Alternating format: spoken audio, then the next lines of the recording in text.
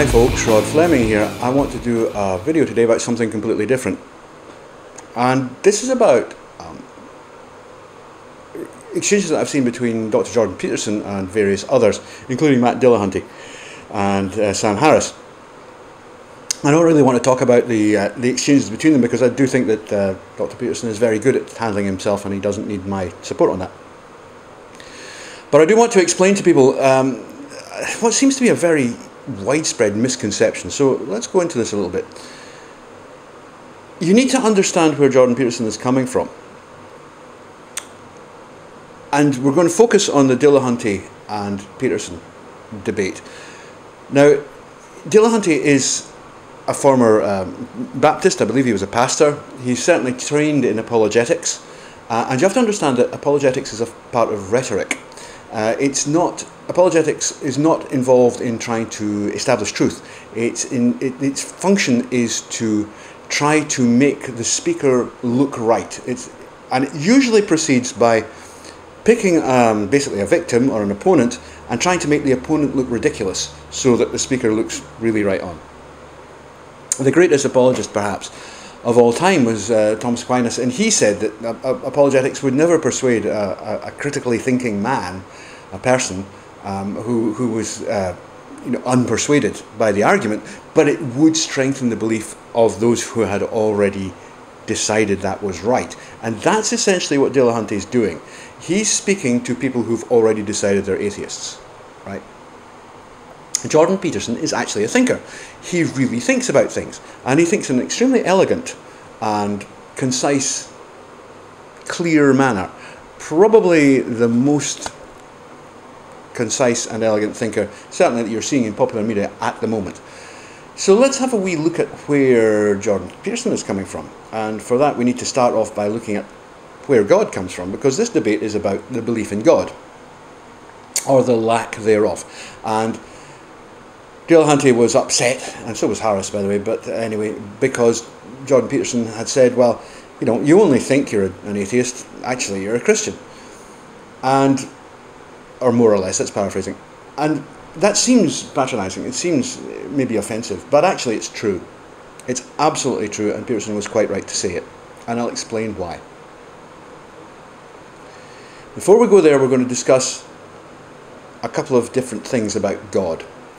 And the first thing to say is that, to let you know my own position on this, by the way, I have been studying mythology for a very long time. We're talking, well, 45 years anyway, seriously studying it. And it's informed a great deal of my work. I've written books about it, everything. I have studied mythology in depth. And because of that, I've also studied people like Carl Jung, Sigmund Freud, various others. Now, I'm not a psychologist, but I have studied this stuff. So let's look at what kinds of gods there are. And there are basically two types of God, commonly accepted, And the first type is called the anthropomorphic type. And basically that means they look like humans.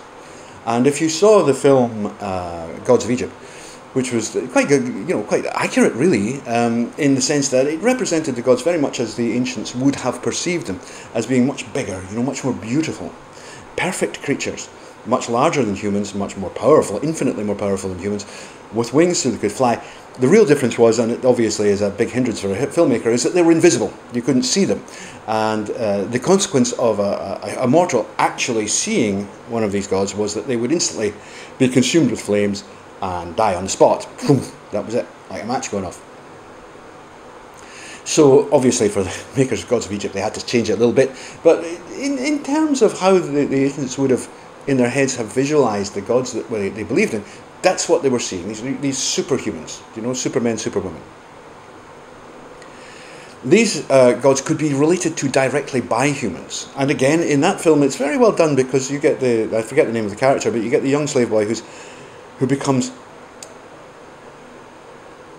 very close to the gods. He becomes almost a friend. Almost a friend. You get that idea that there's a personal relationship between the mortal and the god. I'm not sure that most of the ancients actually thought you could get that close, but it seems to have been that they did. That the deities that they specifically worshipped, whether that be like Inyana or or Osiris, or Isis, Hashut, or any of the other ones, there was this idea of a personal connection. And you get that in the Jewish Bible, in the Old Testament, in Genesis it talks about how Yahweh likes to spend the cool of the afternoons chatting in the Garden of Eden with Adam. It's almost like a father-son relationship. And again, when Jesus comes along, by the 1st century BCE, Judaism had become very concerned with a different kind of God. So the anthropomorphic ideal had really fallen to the background, and along comes Jesus. He is quintessentially anthropomorphic. He is, depending on whether you're adoptionist, Rosicrucian, you might think that he was a man who became God, or the Catholic position is he was God who became man. It doesn't really matter. He appeared to humanity in a form which could be directly communicated with. And you get the same thing, by the way, in the form of Mary. Mary's not very important in the Bible, but in Catholicism she's enormously important. And again, she's the intercessionist. It's Mother Mary, pray for me. And what it is Mother Mary, will you beseech God on my behalf? Now, the other type of God that is commonly known and kind of follows from that, and that's called the Transcendental God. Now, this God you can't communicate with. There's no way you could even conceive of its existence. It is absolutely beyond and outside all forms of human understanding. It can't be conceived of by a human. A human mind is not capable of encompassing the nature of a transcendent God. It's that simple. You can't do it. And that's why, as I said, by the 1st century BCE, Judaism had become very concerned, or still is really, with the transcendent nature of Yahweh. Jesus Christ comes along and says, well, actually there's a human form here, and became very, very popular because of it, because people like this idea that you can talk to God. It's popular. Why not? We don't like to have to go through layer after layer of priestly intervention. It's much better if you can get on your knees and say your prayer and say, well, could you fix that for me, God? You know what I mean? So that's your transcendental type. So these two types are very important. Jordan Peterson iterated a completely new type, which I'd never seen before, and I must admit, I take my hat off to the man for this. And he said that why don't we consider God as being the abstract of the ideal by which humans must align themselves in order to create a functioning society. And bingo, that's a totally different new form of God, which is not really transcendent in the sense that we mean it in mythological terms. It's kind of transcendent, but in real terms. It's a real thing. It's a real force, and you have to look at it and try and say, well, what are these ideals? What is that? What is that actually makes a society work? And of course, it comes down to things like the 10 Commandments. Thou shalt not kill. Thou shalt not steal. You won't go and roger your neighbour's wife when he's looking at the other way at work. And stuff like that.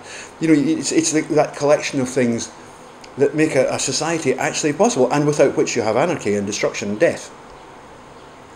So in the first place,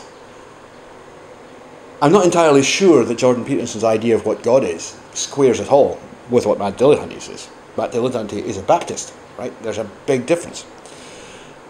The next thing to understand is that Jordan Peterson is a Jungian. He's a psychologist, a professional clinical psychologist, but he's very studied in Jung, really knows it inside out. Now, I don't pretend to be as well versed in Jung as he is, and Jung is quite a difficult read. It's not something you can just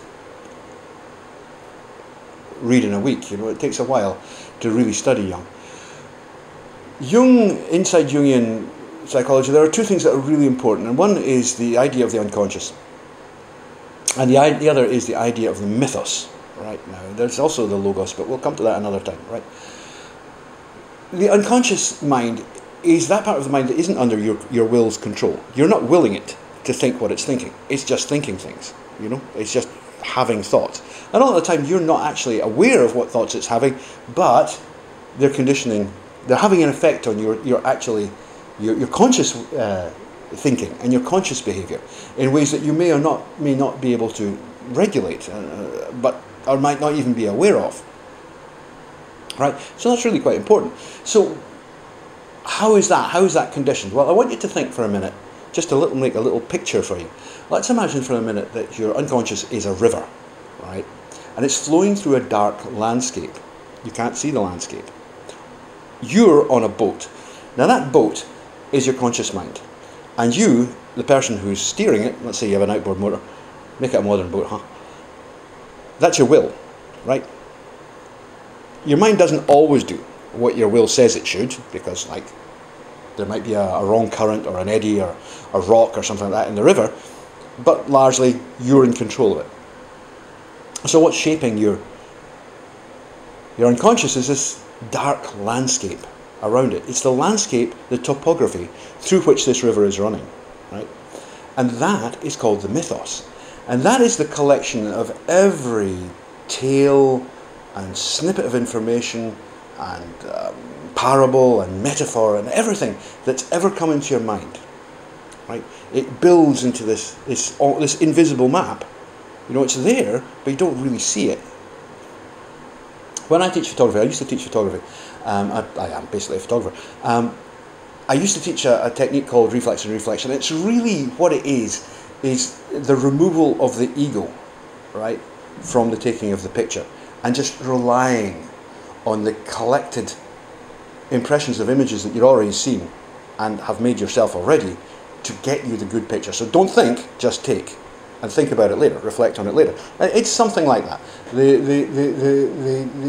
Your relationship to the unconscious mind, which you want to tap into for, you know, perhaps for the deep truths, is one thing, but that conscious mind is related to all of the rest of us, and there's a thing called the collective unconscious, which I'm not going to go into just now, by the nature of the mythos, right? The mythos, that's the landscape that we're all in. Now, each of our river is slightly different, each of our journey through the river is slightly different, but in each culture, the mythos is pretty much the same thing, you know? So, within Christian cultures, or Christian-derived cultures if you prefer, you have a version of the mythos. If you go to Islamic cultures, you'll have another mythos. If you go to Japan, the mythos is slightly different. A great deal of it is the same. We know this because the mythological stories at the root of these mythoses, right? I don't know what the Greek plural is, are the same. They're really the same. Sometimes they are actually the same because they come from the same root. Sometimes they seem to have been created differently at different times in different cultures, but they express the same underlying ideals. And, you know, there are things called archetypes, which are fundamentals of human understanding, which don't change. They don't never change. So what's happening with the mythos is it's not just, you know, the Old Testament or Sumerian Gilgamesh and Inanna. It's not just Greek mythology or Egyptian mythology or Norse mythology or anything else like that. Although it is these things, it's also modern. It's got Harry Potter. Harry Potter is in the mythos these days, and so would be John Wayne, and so would be a whole range, everything. You know, it's literally everything that the culture has in it is the mythos. And you don't see it all, but it shapes you. And of course, everything that is appearing in the mythos is shaped by what's already in it, right? So this is really a very constraining thing. You can't go outside it. You know, the mythos is saying, you're on this river of your conscious mind, and I'm telling you, you can't go certain places. There are certain thoughts you can't have, right, realistically. And there are certain things you will always be, right, realistically. And you will always be, you know, conditioned by this version of the mythos. And in Dillahunty's case, and in my case, and maybe in your case, I don't know what your cultural background is, but in the background of people who share their culture, that is Christian, right? You can't not be a Christian, right? Otherwise you have to be a sociopath, you know? So if you're a responsible person, remember what we were saying, what Peterson was saying about the abstract of the ideal by which you must align yourself to make a good society. If you have that on one hand, and also this idea that the mythos is all the things that has been, in over thousands and thousands of years have been said, you know, this is good, this is bad, do this, don't do that. All of these bearing down on, if you take these two together, then you realise that you cannot step outside God. You can't not have God. It doesn't matter what you do. You may call yourself an atheist, but that depends on you defining God in a very specific manner. You know, it's quite easy to say that you're an atheist with regard to, shall we say, the Judeo-Christian anthropomorphic version of Yahweh. Well, okay, that's fine. I can't prove it exists. It very likely doesn't. Try that with the transcendent one and you fail. You cannot prove that it doesn't exist. You just can't. Doesn't matter how hard you try. You cannot prove. And you can come back with all the rhetorical nonsense you like about, oh, we're not required to prove a negative and all that nonsense. No. You're making the claim God does not exist. Right. So then you have to define the God and say how it doesn't exist. Okay. So from my own point of view, by the way, just to fill you in, I'm Scottish. I grew up in Scotland in the 1960s, and I'm a Presbyterian, Church of Scotland. I learned my catechisms, I learned my daily prayers, I went to Sunday school, I read the Bible at my mother's knee. This was not even slightly unusual in the culture in which I grew up. That was normal. I thought for many, many years that I was an atheist. I thought, because I studied many religions when I was younger. I couldn't find them satisfying. And eventually I came back, actually having read Jung when I was an undergraduate. I came back to it and went, yeah, you know, this is right enough, because when you take this understanding of the unconscious and how the world works and how the mind works, then you can't walk away from what you already are. That's not possible. You are constrained by what you are. That's it. Matt Dillahunty is a Christian. I mean, he can argue all he likes for the idea of atheism, but he's not an atheist. He can't be. It's not possible for him to be an atheist. I would maybe go into this further in another program, but what Dillahunty is doing is exactly what the postmodernists do, and it's exactly what the socialists do and many others. They turn everything into an entirely subjective and ego-based experience, right? Everything is down to their ego. Because remember, that's what's actually driving your boat, right? That's your will, that's your ego, that's driving your boat. And if the ego decides that it's not constrained by anything at all, well, remember, you're on a river in the dark, and you don't know where you're going, right? So you're likely to get in trouble. And that's what happens. When you convert everything from having a deeper, more powerful and more connected meaning to something that just depends on your personal feelings, then you're asking for trouble. And when you try to set up an entire philosophy, a social structure that's based on not one single ego ever being offended in any way whatsoever, not even, you know, I'm not just talking about microaggressions now. I think we're probably on to the level of nanoaggressions now. Well, when you try to set up systems like that, they must fail. They will fail, because they're totally egotistical. Totally.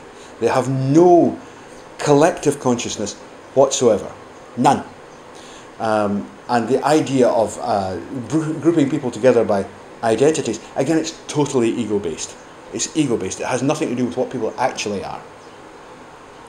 And I think, unfortunately, and one of the reasons I side with Jordan Peterson, because, you know, he understands this too. The new atheists, people like Dillahunty, people like Sam Harris, unfortunately, I think less Dawkins, he seems to be a little bit more subtle and nuanced in his understandings. They're actually facilitating all of this New Age postmodernist nonsense by turning it all into, it's all about me. It's not about you. It just isn't about you. Matt, it's not about you. Except the fact you cannot walk away from what you actually are and be at peace with yourself. Okay, so that's enough for that. As a footnote, if you like, Dr. Peterson, if I've in some way traduced you or tried to misrepresented how you're thinking about things, then please tell me and I'll change it. But it seems to me from what I've read, from my knowledge of your work, and I have certainly been following you for a number of years, I don't think we're far apart here. I think we basically understand each other in terms of this greater collective unconscious. And that's what it's all about. That's what it's all about. And you can't walk away from it. You just can't go away from it. Okay, so salute. Take care. Bye.